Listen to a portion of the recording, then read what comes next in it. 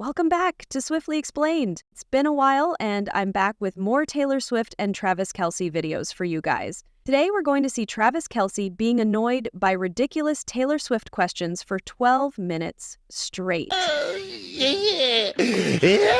It's foamy. Now, I want to clear this up before people start coming for me. Travis loves to talk about Taylor. Times anyone praises her and talks about her, it puts a big smile on his face, but sometimes people ask such extremely dumb questions that it's hard not to get mad listening to it. Travis is a pro at it and dodges questions beautifully without offending anyone.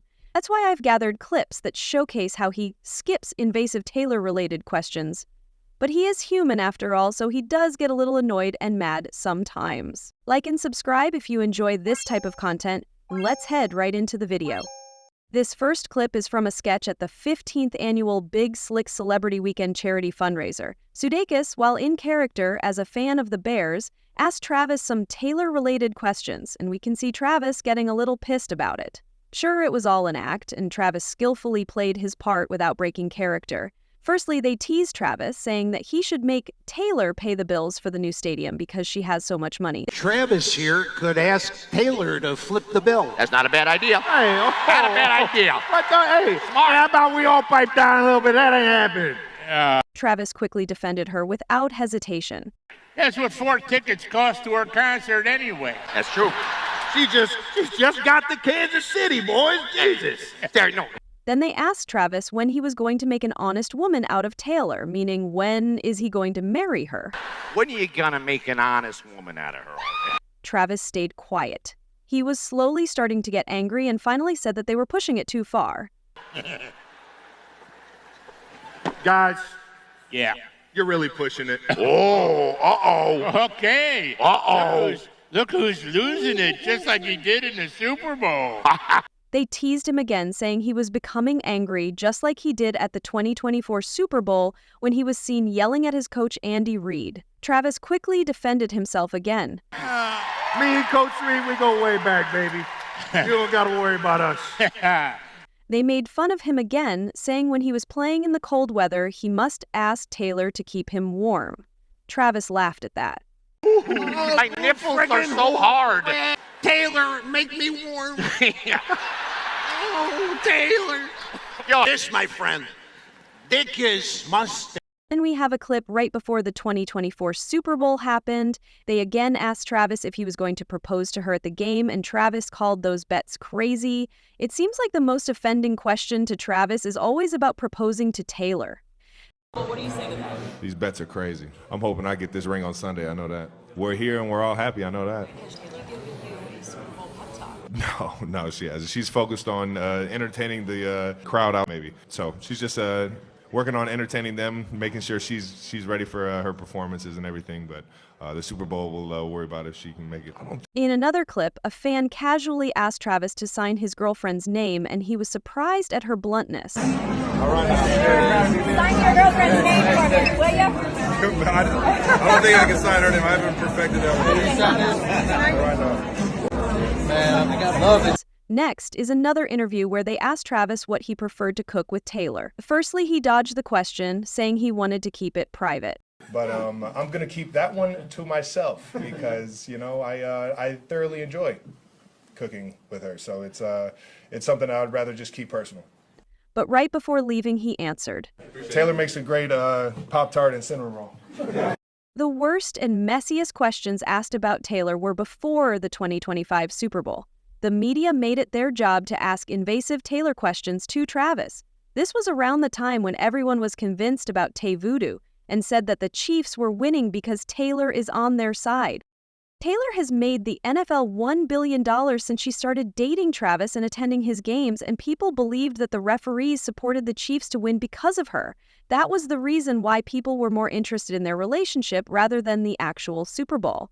They kept asking weird questions like if he was going to propose, if he was interested in buying diamonds, and things like that. Travis was fine at the start, but slowly grew tired of the repetitive nonsense questions. A person asked Travis about Tay Voodoo and how she did the three-peat move when she performed at their stadium. End zone, she did a 3 for a 3-peat. Think, is a Tay Voodoo real? Travis said that he believed in manifestation. I think we're both, we love to manifest things for sure, and you can't say it's not real because we're here, right? So whatever she was doing, I'm sure it helped, and it definitely for me not being able to be here supporting her during those weeks, it made me feel like I was there. So. Then they asked if Taylor was secretly going to be rooting for the Eagles because she was a Philly girl growing up. Travis said he didn't know anything about that, but he knows her father was an Eagles fan. I don't know her to have the fandom. I know her father has a Philadelphia fandom as an Eagles fan, and yeah, she'll be all for the Chiefs this time around. You know what? I'll have to ask Scott himself. We haven't had that combo yet, but I think he'll be wearing red. I don't know. Yeah, I better hold up my end of the bargain, right? I mean, if she's out here being the superstar she is, and never taking no for an answer, and always working her tail off, you know, I better match that energy for sure. Then they again asked Travis what Taylor cooks best, and he gave the same answer as before. Ooh, she is quite the cook. I would say, man, I'm a breakfast guy, man. Her Pop-Tarts are unbelievable, man. Homemade Pop-Tarts, unbelievable. Then the proposal questions started. Someone asked again if he was proposing, and he was surprised and called them crazy. There were literally so many proposal questions that I couldn't find them all, but someone asked him if he was interested in buying diamonds, what type of jewelry he liked to buy, and things like that. They were hoping that he'd slip up and reveal some information about the wedding, but Travis dodged every single question skillfully. The rumor's true. Are you proposing to Taylor at halftime? Okay, after the game. Anyone special? A Super Bowl ring? Yeah. Next question. Man, back to back, you guys are crazy. Then they asked if he has a message for the Swifties. What's your message to them? They're rooting for you this weekend. What do you want them to know? Message to the Swifties? All day, baby. We're going to hold on to that thing. Travis. Then another fan asked Travis to make Rep TV happen. Rep TV, let's make that happen. I got you. Travis, Taylor's work ethic is unmatched. How does that inspire you in your game? I better hold up my end of the bargain, right? A girl also told him a dad joke, which was really out of the blue. So there's this new rule in Hawaii. They're not allowed to laugh very loud anymore. They have to keep it at aloha. Aloha. Yeah. Nice. Not bad. It's not bad. Thank you. You got my dad for sure. Then they asked about the hate that the Chiefs have been receiving lately, and he seemed to be unaware of it. People hate the Chiefs? I didn't know that. He said he has all the motivation he needs from his family and friends. I don't let outside noise fuel me or motivate me. I have all the motivation right here and with the people that I go to work with and who I show up for. I just try and be the most accountable guy that I can for them. They also made Travis pose as a cat and asked him about Taylor's cats. Travis, fans want to know, who's your biggest supporter? Olivia, Meredith, or Benjamin? Probably Benjamin. Benjamin, why? I don't know. It's kind of the one I see the most, I guess. They also asked if he has Kanye West songs on his playlist, and he straight up said no. Travis, I gotta know, I know you're dating Taylor, but do you have any Kanye on your hype playlist? No. Travis? Then they asked if Travis wanted to ask the media one question, and he said why was the media so interested in the whole ref situation with the Chiefs? Why are you guys leaning into this whole ref thing? You know what I mean? Like, why are you guys leaning into it? That's all I got, though.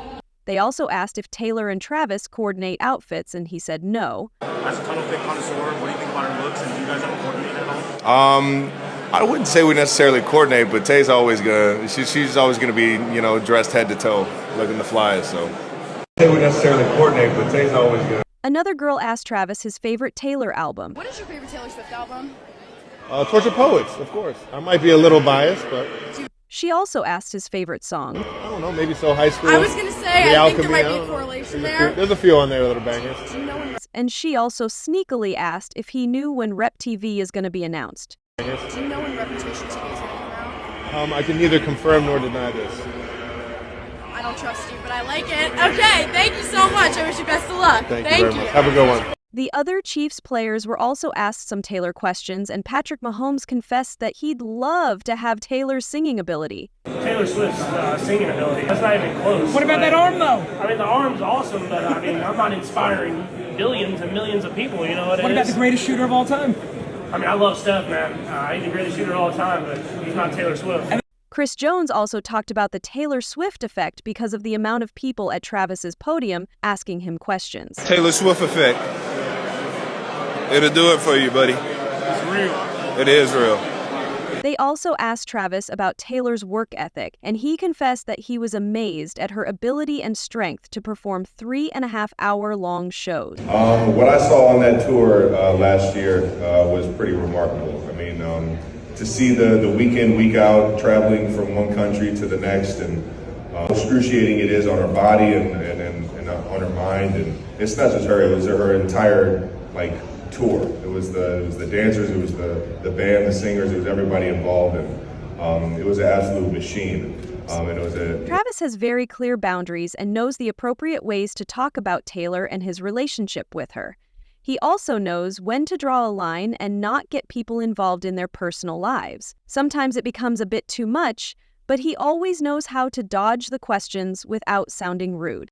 Taylor and Travis really know how to handle the hate and negativity received from the media, and they don't let outside noise affect them. Yo, Kelce, you got a block! Oh, hey! Yo, Kelce! And before we end the video, I have to include a clip that showcases Travis's Tay smile that emerges on his face when he talks about her. This smile is the indication that he is always happy to talk about her with the people he is close and comfortable with, like his brother. It was the best tour in the world because of a lot of people, and but mostly because of Taylor. All right. If this video reaches 2,000 likes, I'll make a part 2. Thank you so much for watching, and I'll talk to you all in the next video. Everything this man touches turns to happiness and fun and magic. So I'm a 22-year-old female, and I have a 5-year-old daughter, 22. And she keeps going around telling people